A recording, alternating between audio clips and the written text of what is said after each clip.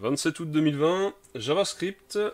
Ici, on va se faire un petit challenge proposé par GraphiCart qui consiste à coder un calculateur d'impôt sur le revenu. Donc, il propose différents niveaux, du plus simple au plus compliqué. Pour ma part, je me suis arrêté au niveau 3, qui me suffit amplement personnellement. Là, il y a des solutions, j'ai pas encore été voir. Mais du coup, voilà. Donc tu lis ici ce qui est demandé. Moi, je l'ai peut-être un peu modifié. Enfin non, quoique... Non, j'ai fait le taf. Et donc ici, en fait, t'as le lien qui mène au site de economie.gouv.fr qui t'explique en fait les différentes tranches et comment sont calculés les impôts. Donc à partir de ça, tu peux coder ton propre formulaire qui va te permettre d'afficher les informations. Donc moi, j'en ai fait une version ici qui est disponible à cette adresse. Ici, donc je vais prendre l'exemple, donc un célibataire au revenu net imposable de 32 000 euros. Donc, je mets 32 000. Je ne suis pas marié ni pacsé, donc je ne check pas. Je n'ai pas d'enfant à charge. Enfin, je prends l'exemple de la personne. Et donc ici, je clique sur calculer. Ça lui fait un montant d'impôt à payer de 3 617 euros, 1 715 euros dans cette tranche et 1 902 euros dans cette tranche. Donc on va aller voir ici, donc 3 617 euros. Tac tac tac, arrondi 3 617 euros. Donc voilà, c'est bien cela. Et on voit que ça donne, sans arrondir, 1715,34 et 1902. C'est ce qu'on a ici, mais en arrondi. Donc, bah, on va voir comment... Donc, attends, on va se faire un deuxième exemple. Il est là. Donc, un couple marié ou pacsé, 2 enfants et revenu de 55 950. Ok. Donc, 55 950, marié et 2 enfants. On calcule, ça fait 944 euros d'impôt à payer. Et là, qu'est-ce qu'il est indiqué? Tac, tac, tac. 944,35 € non arrondi. Donc du coup, on a bien la même valeur. Nickel chrome. Donc maintenant, hop, on a vu qu'on était bon. Je vais fermer mon exemple. Enfin, donc là, disponible à cette adresse-là. Tac.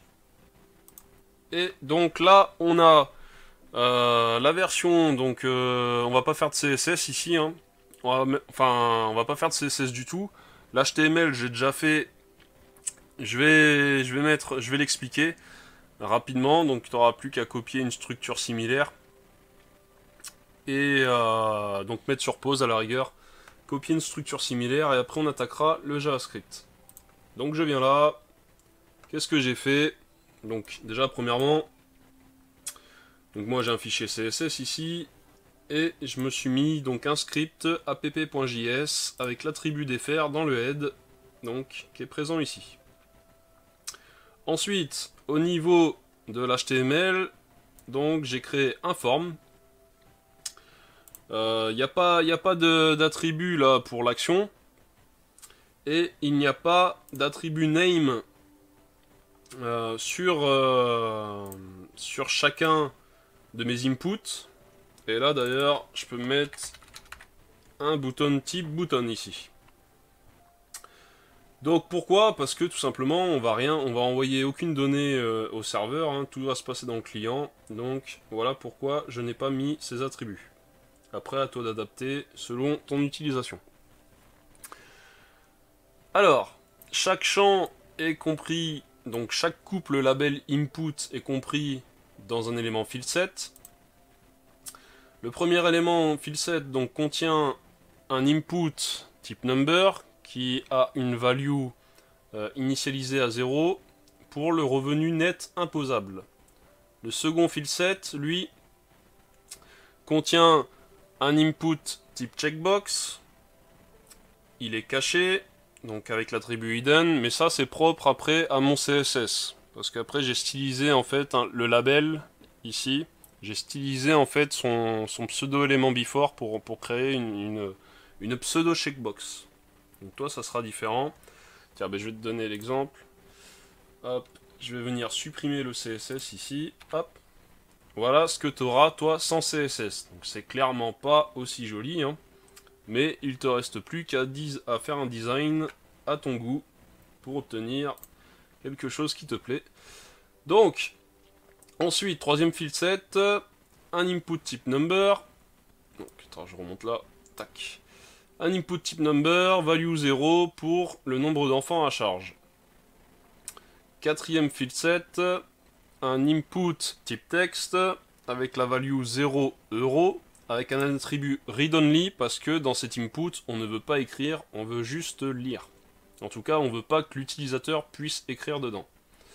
Pareil pour le dernier field set, donc revenu net impôt déduit, un input type texte, une value à 0 euro avec un attribut read-only.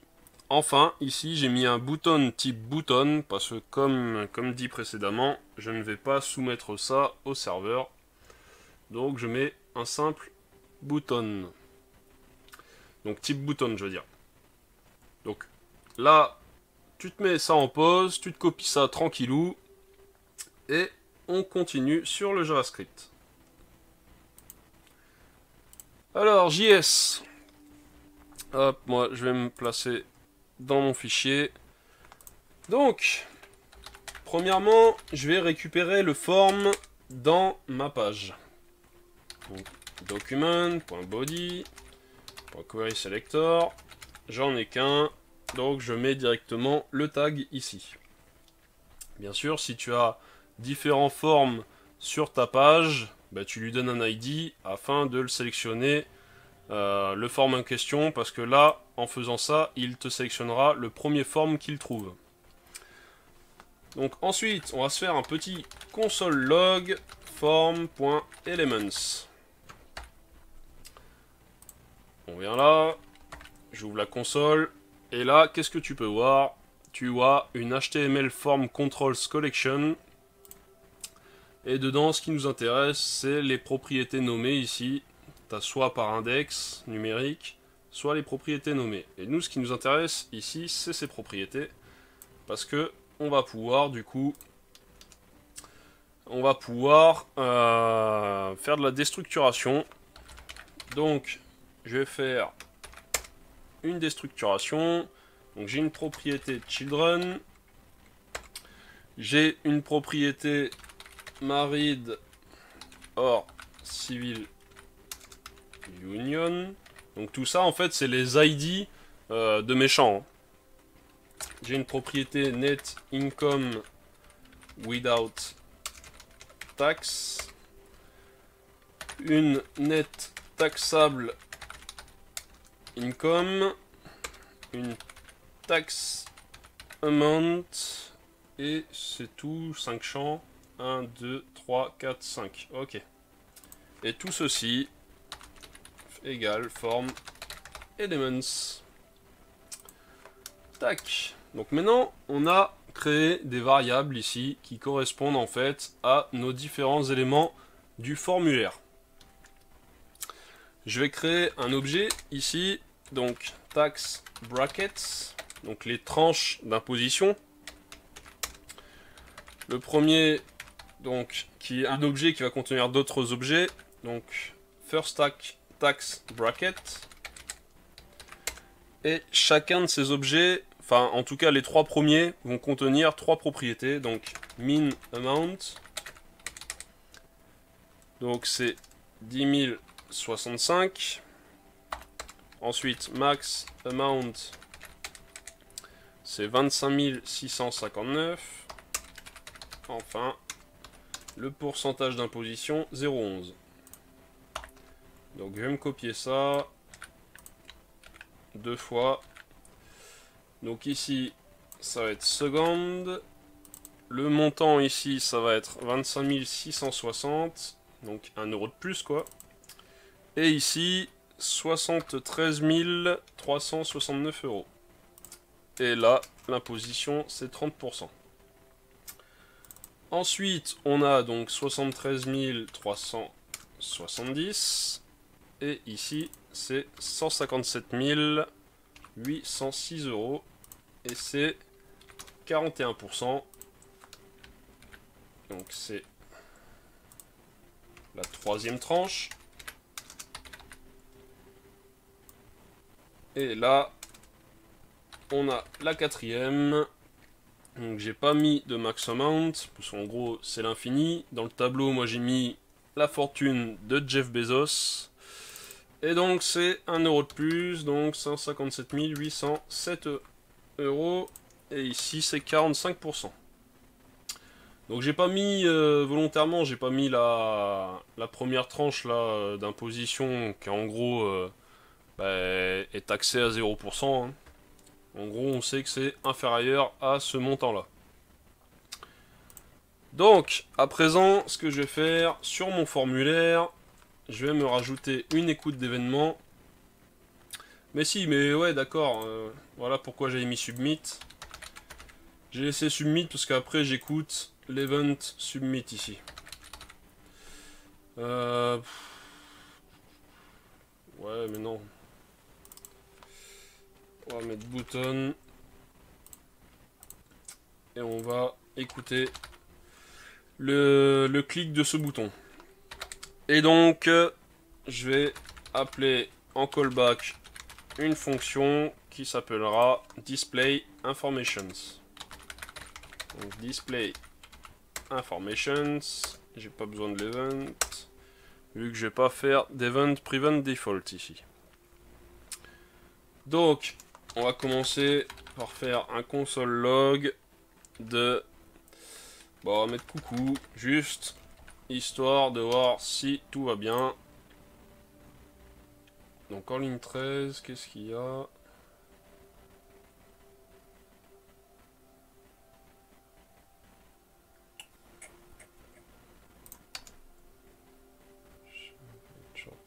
Qu'est-ce qu'il me dit là?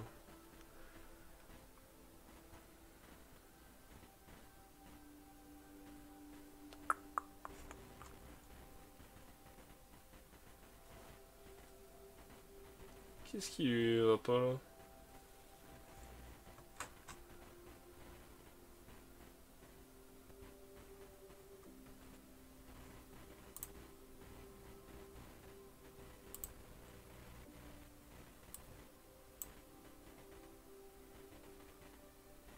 Ah, mais je suis bête moi, qu'est-ce que j'ai fait avec mes égales?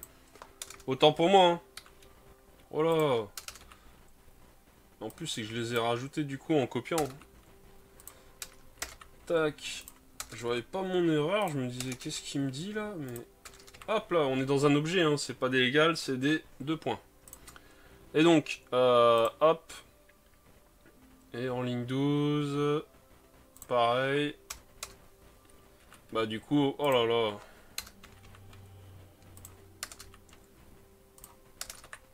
Voilà, on va mettre ça sur le compte de la fatigue. Et donc, tac, on est là. Ok. Donc je viens... Pourquoi j'ai fermé du coup? Tac, je viens cliquer ici, on voit mon coucou, tout va bien, ok. On poursuit. Donc ce que je vais commencer par faire, hop, c'est récupérer le montant saisi par l'utilisateur.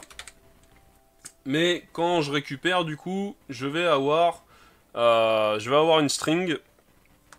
Donc, on va vérifier ça. Net income, net taxable income, .value, console.log amount. Je clique là et tu vois, ici j'ai une string. Tu peux faire type off. Je clique, enfin du coup 32 000 et tu vois que c'est une string qui est récupérée et nous on veut pas travailler avec une string mais avec un number. Donc pour ce faire ici je vais placer number, je vais faire appel à la propriété number ici, à la méthode number excuse-moi. Et donc à présent hop, je viens ici, je mets 32 000, enfin 301 000, tac, on voit number indiqué, nickel. Donc là, si je vire le type off, je vais calculer, on voit la coloration qui est différente. Donc dans ta console, déjà, ça te permet de voir déjà le type, rien qu'à la couleur, s'il est bleu ou violet ou toute autre couleur, mais en gros qu'il n'est pas noir, théoriquement, tu devrais comprendre que c'est pas une string.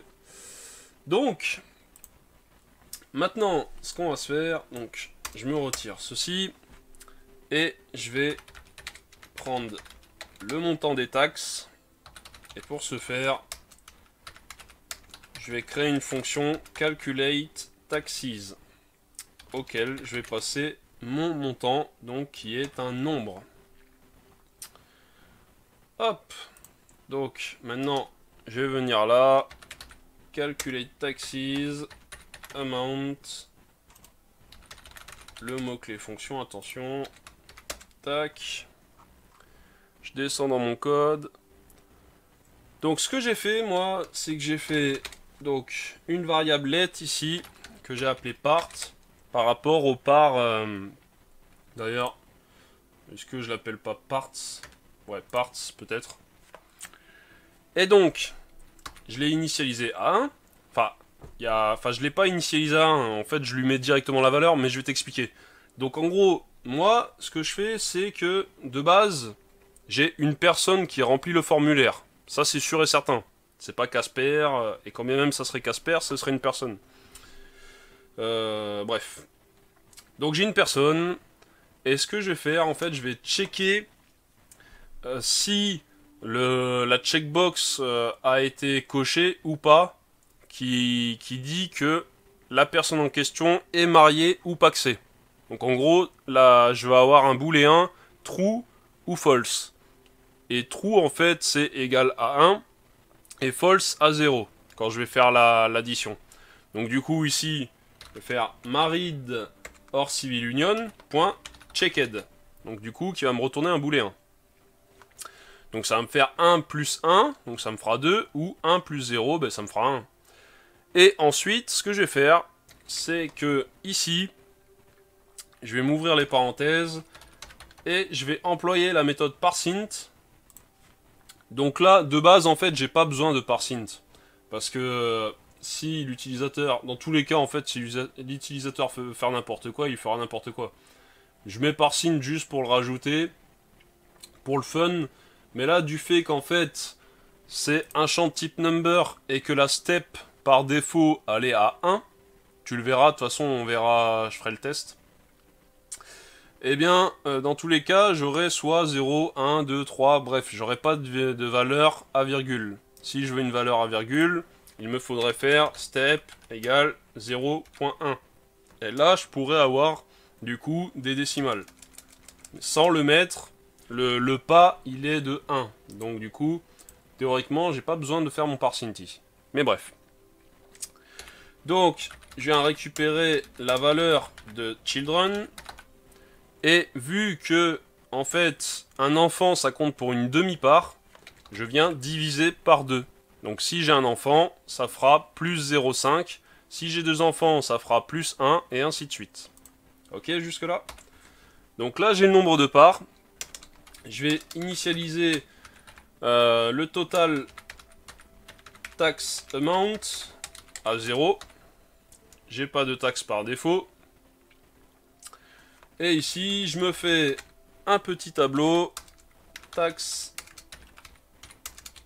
amount by brackets. Donc en gros par tranche. Et pour chacune des tranches, j'initialise à 0 également. Donc ça va me permettre de jouer sur ma table après. Donc mon amount ici, ça va être égal à amount divisé par parts.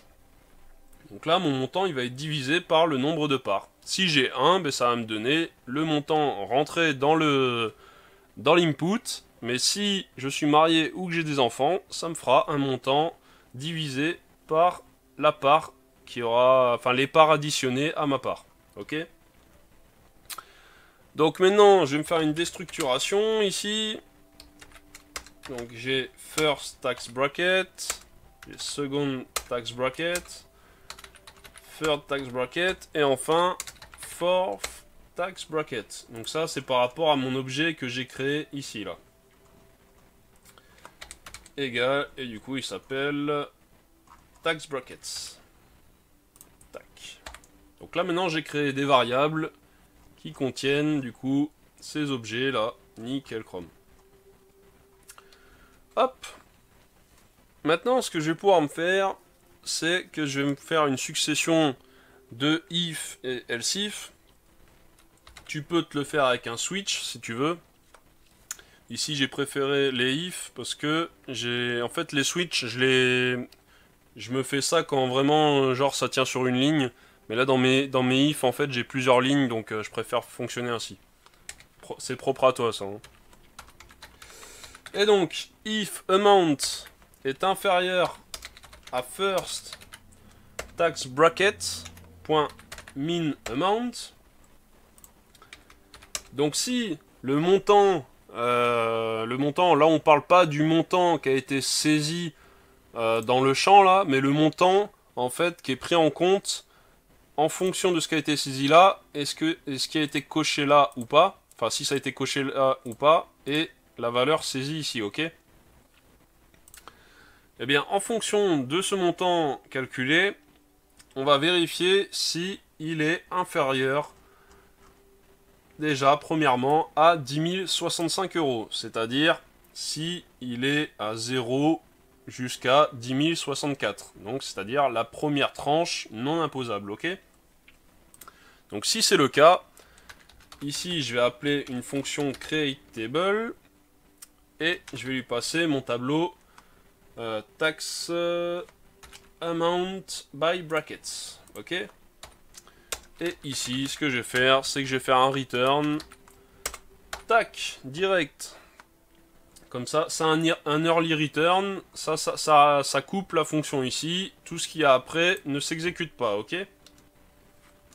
Ce que je vais faire, je vais me créer cette fonction hop, createTable qui a besoin de tax amount. Enfin, après, tu peux le renommer, là, le paramètre ici, là. Donc, create table. Je vais venir voir mon code. Ok. Donc, ce que je vais faire, ici, je vais faire une vérification que si un élément table existe dans mon DOM et que un document, enfin un élément paragraphe ayant l'ID, ça en fait c'est des éléments que je vais créer juste après, hein. Mais je vais vérifier que la table et que un paragraphe avec l'ID table informations existe. Si c'est le cas, alors on va les supprimer. Donc je récupère ça. Ce nœud, je le supprime. Au revoir. Ce nœud là, hop, également. A plus. Tac. Donc là en fait, quand tu fais... Donc j'en ai parlé dans une de mes vidéos là, par rapport à la sélection d'éléments dans le DOM. Si jamais cet élément n'existe pas, ça renverra nul. Pareil pour là. Donc du coup, on rentrera pas dans la condition. S'il existe, eh bien, on le supprime. Ok. Donc maintenant, on va créer ces éléments en question. Donc je vais faire une table.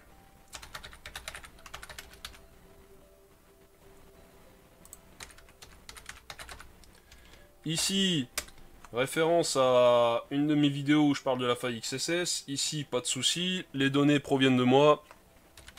C'est pas transmis au serveur. C'est pas stocké en base de données. Pas de souci.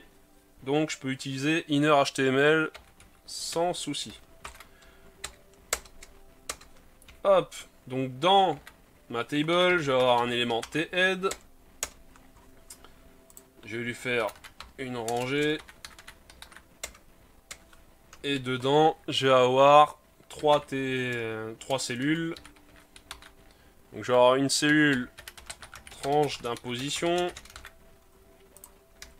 Je vais avoir une cellule taux d'imposition.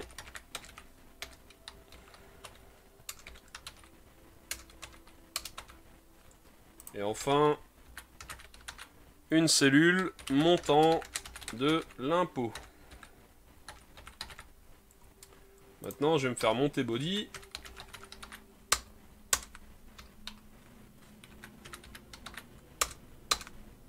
Et pareil.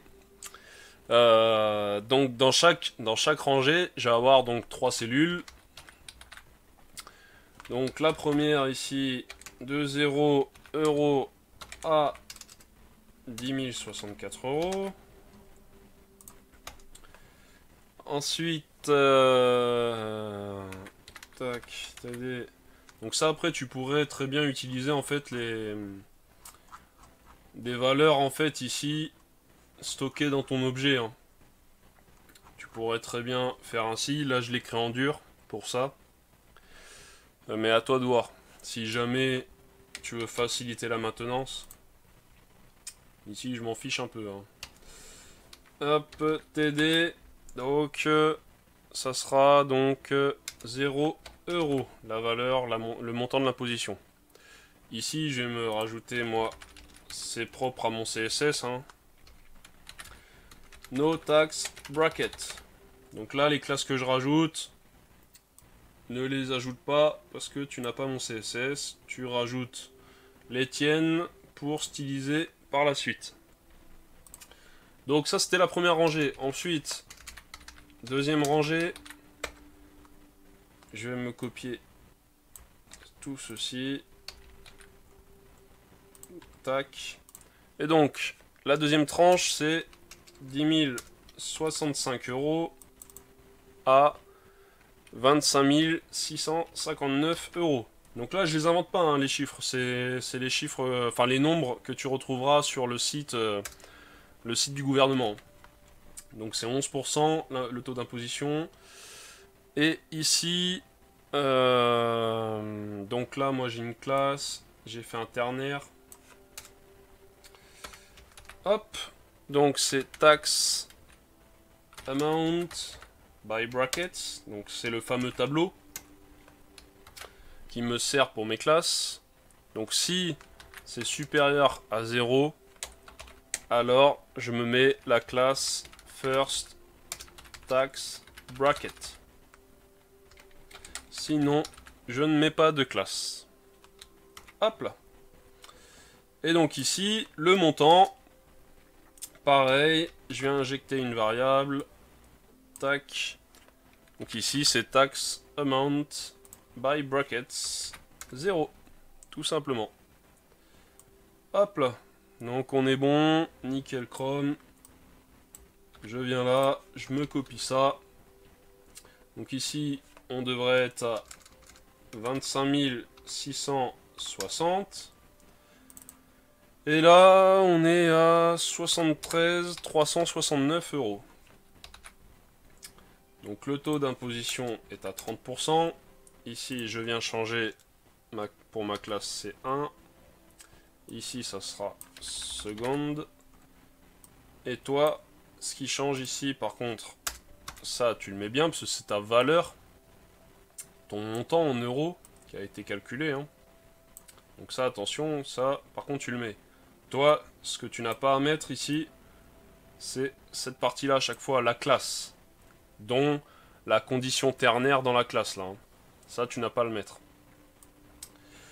Ensuite, je viens là. Donc, je suis de 73 370 €. 73 370, ok. À 157 806 €. On est à 41%. Ici, c'est le 2. Ici, c'est third. Et enfin, ici, c'est le 2. Enfin, le dernier, ça va être de 157 807 € à... J'ai mis la fortune de Jeff Bezos. Donc le grand patron d'Amazon. Et là, 45%. Donc ici, je vais changer, je me mets l'index 3 de mon tableau. Et là, la valeur qui est présente à l'index 3 de mon tableau, tax amount by brackets. Donc là, on est bon. Il me reste à créer mon paragraphe. Donc, const paragraphe égale document.createElement p. Je lui ai donné un ID, paragraphe.id égale table informations et paragraphe.textContent égale, j'ai mis note votre situation familiale est prise en compte pour votre tranche d'imposition. Voilà. Et là, pour l'instant, on a juste créé nos éléments, mais on ne les a pas encore balancés comme enfant à notre DOM. Donc du coup, je vais faire un document.body.append. Donc append qui te permet de mettre plusieurs nœuds. Donc ici, le nœud table et le nœud paragraphe. Si je fais append child, je devrais faire 2 lignes consécutives. Donc là, on est bon pour cette fonction create table. Je vais pouvoir repartir dans mon code plus haut. Hop, il nous reste grosso modo une trentaine de lignes, quelque chose comme ça. Donc, ici maintenant, on va venir vérifier. On peut se remettre un if, parce que si on passe dans celui-là, on return, donc on coupe court. Donc j'ai pas besoin de mettre un else if ici. Donc là, je fais un if amount est inférieur à second tax bracket, point min amount. Alors, ici, je vais me placer une valeur à mon index 0 de mon tableau, qui va être équivalente à... Donc ici, je viens arrondir, hein, donc avec la fonction mathround, je viens arrondir mes valeurs. Et j'ouvre les parenthèses, je fais amount moins la valeur contenue dans l'objet first tax bracket à sa propriété min amount. Je vais multiplier ceci par le taux, donc first tax bracket .rate. Donc, pour rappel ici, hein, on a propriété min amount, max amount et rate pour chacun des objets. Ok. Hop. Donc, là, on est bon, j'ai mis ma valeur à l'index 0 de mon tableau. Et maintenant, je vais changer la valeur de ma variable total tax amount qui est initialisée à 0. Et je vais du coup lui ajouter la valeur qui est contenue à l'index 0 de mon tableau. Donc, équivalent à ceci. Hein. Ça m'évite de me réécrire 2 fois cette ligne. Donc là, on est OK. Je vais sauter une ligne là. Je vais aérer ça tranquillou. Donc ensuite, ici, un else if. Donc je mets pas un if, mais bien un else if. Sinon, si tu mets des if, en fait, sans return, il va rentrer dans chacun de tes if. Tandis que, enfin, il va aller checker chacun de tes if. Tandis qu'avec un else if, en fait, il va pas vouloir checker mon autre if. Parce que là, c'est sinon si. C'est pas si, c'est si, sinon si. Donc attention à cette nuance. Et donc, ici, amount inférieur à third tax bracket .min amount, comme d'hab. Et donc, je viens récupérer, donc, attends, tax bracket, tax amount by brackets, l'index 0. Donc à chaque fois, je suis obligé de redéclarer les index vu que c'est des else if ici. Donc, c'est math.round. Ici, j'ai toujours mon montant auquel Non, j'ai pas mon montant justement, autant pour moi. Je viens choper la propriété max amount de first tax bracket à laquelle je soustrais la propriété min amount, donc les valeurs de ces propriétés. Et que je viens multiplier par le taux, hop, ici. Ensuite, je vais venir en index 1. Donc là, c'est un peu répétitif. Il y a probablement moyen d'optimiser ça. Donc n'hésite pas à laisser des commentaires si tu as une solution pour optimiser cet algorithme. Je serais ravi de voir ta solution. Donc ici, je fais un amount second tax bracket, sa propriété min amount, et je multiplie par le taux ici. Hop. Maintenant, à présent, je viens rajouter donc la valeur donc, qui est de 0 à la base. Je lui fais un plus égal. Et je vais lui rajouter donc la valeur qui est contenue en index 0 de mon tableau, plus la valeur qui est contenue en index 1 de ce tableau.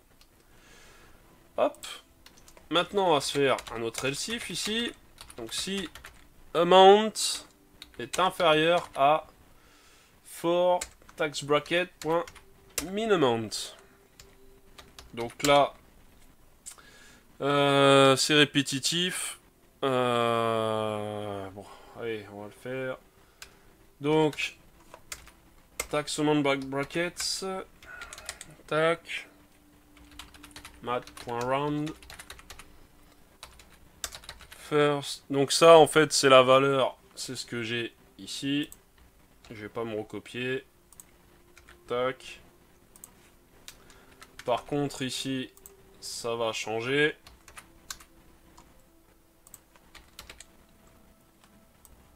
Je vais récupérer ça.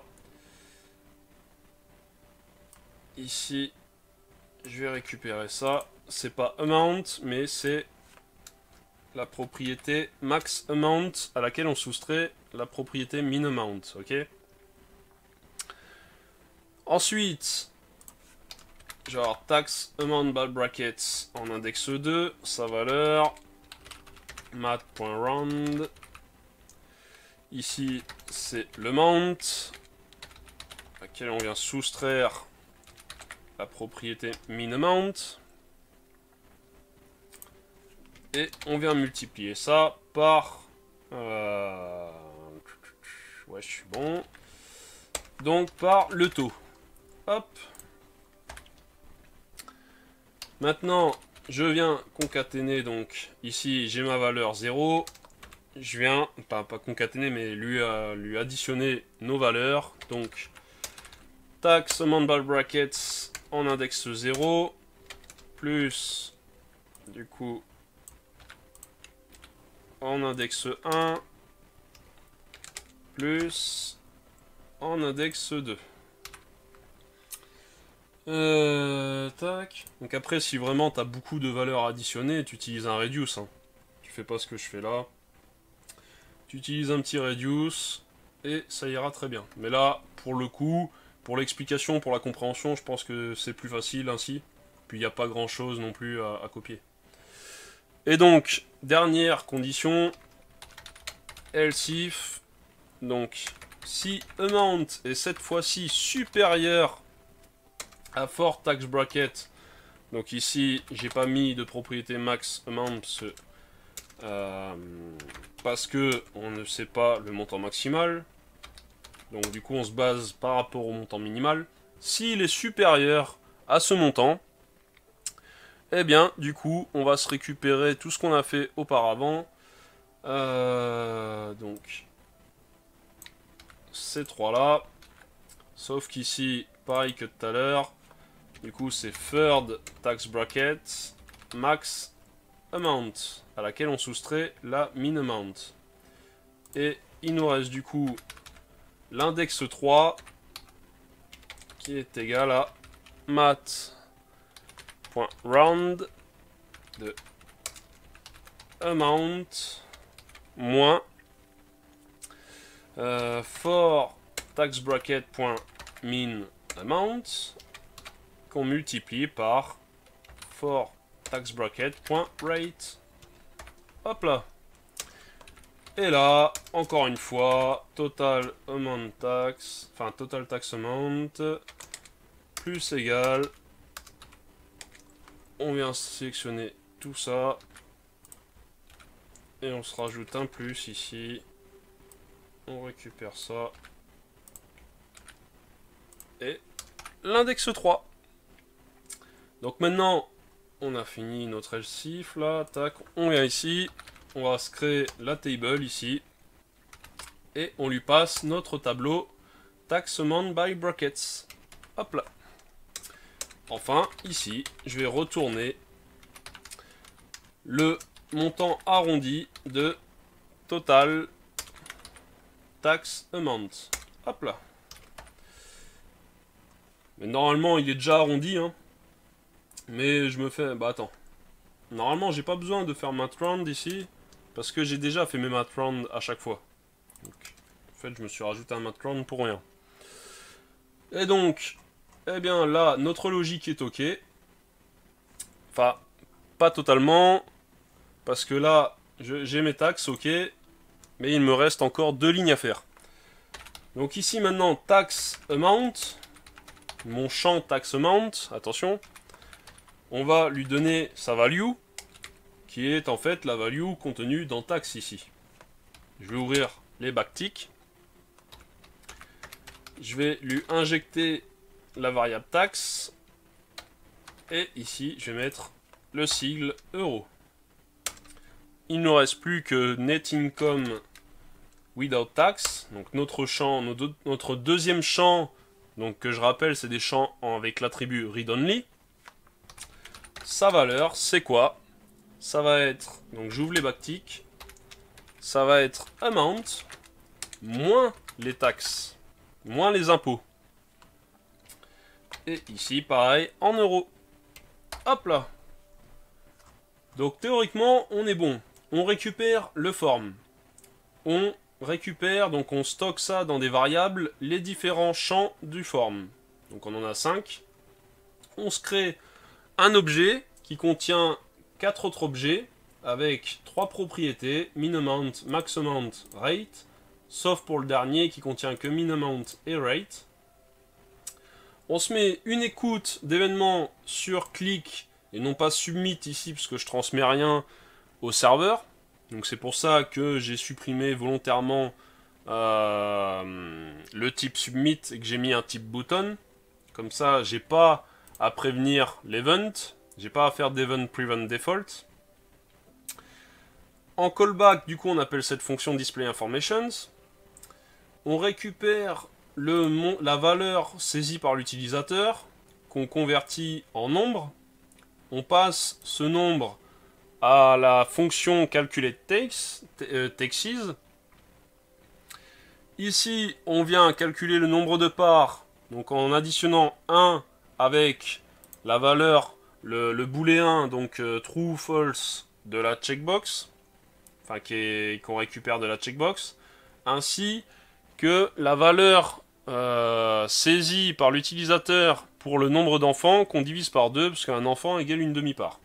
On initialise les impôts à 0. Ici également dans un tableau de 4 valeurs, donc 4 valeurs à 0 initialisées. On calcule le montant en le divisant par les parts. Donc si c'est un célibataire, ben ça reste le montant tel quel. Par contre, s'il est marié et ou qu'il a des enfants, à ce moment-là, c'est divisé par autant de parts. Ici, on fait un destructuring pour récupérer les objets contenus dans cet objet parent. Donc comme ça, on a accès directement à nos objets, là. Ça nous évite de nous répéter à chaque fois. Sachant qu'après, il y a de la répétition qui peut peut-être être évitée. Hein. Et donc après, nos différentes conditions. Donc la première, si c'est inférieur à 10 065 €, donc inférieur à ceci. Hop, je suis là. Donc on va créer notre table et on va return. Comme ça, au moins, on coupe court ici. on fait pas nos vérifications ensuite, ça sert à rien.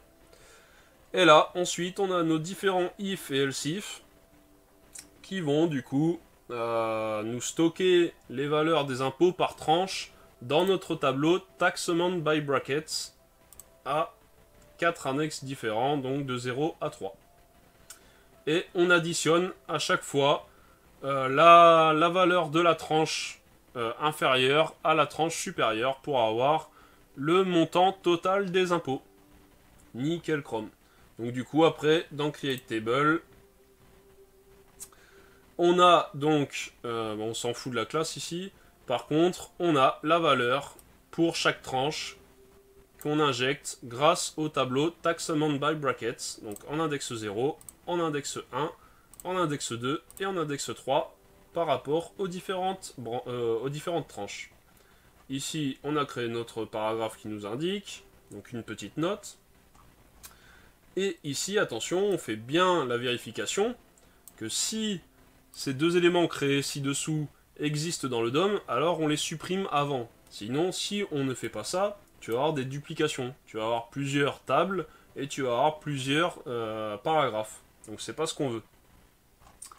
Et donc voilà, explication faite, ça sera plus à faire. Donc on va les tester si tout va bien. Sinon, bah, debug. Donc revenu net imposable. Tiens, j'ai cliqué, pourquoi il m'a... Je sais pas pourquoi il me l'a affiché par contre là. Donc 32 000. Je fais calculer. On voit donc ces deux tranches. Si je fais je suis marié. Ah ouais, ça me le fait au clic aussi. Tiens. Calculer. Donc ouais, c'est différent du submit du coup. Voilà. Donc si je mets 1. Tac. Je fais calculer. Ça me passe à 301. Si je mets 320 000 € ici, on voit les valeurs. Je vais enlever un enfant à charge. Et... je me suis trompé là par contre. Je me suis trompé dans la classe. Dans la classe, c'est pas first, c'est fourth. Fourth ici. Donc ici, si je recommence et que je fais 320 000. Bon, ici, il faudra plutôt mettre un event type submit. Et je fais 320 000, voilà, on a bien la couleur rouge. Donc ça va du vert, jaune, orange, orange-rouge et rouge. Donc voilà, donc ça c'est mon CSS perso, à toi d'adapter. Mais c'est parfaitement fonctionnel. Donc je te dis à la prochaine pour une prochaine vidéo.